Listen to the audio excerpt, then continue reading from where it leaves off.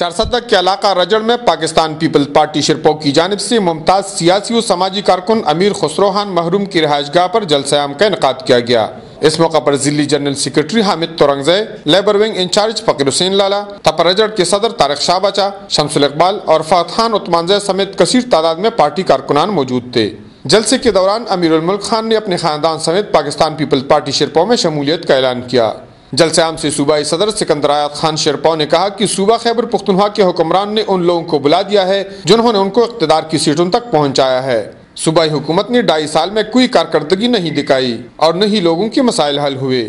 سکندر آیات شرپو کا کہنا تھا کہ ANP کی دور حکومت میں دہشت گردی، مہنگائی اور بدامنی میں ترقی ہوئی ہے، جس سے پختون قوم مزید پریشانی میں مبتلا ہو گئی ہے۔ انہوں نے کہا کہ پیپلز پارٹی شرپو واحد پارٹی ہے جس نے لوگوں کو مشکلات سے نکالا اور ان کے مسائل حل کیے۔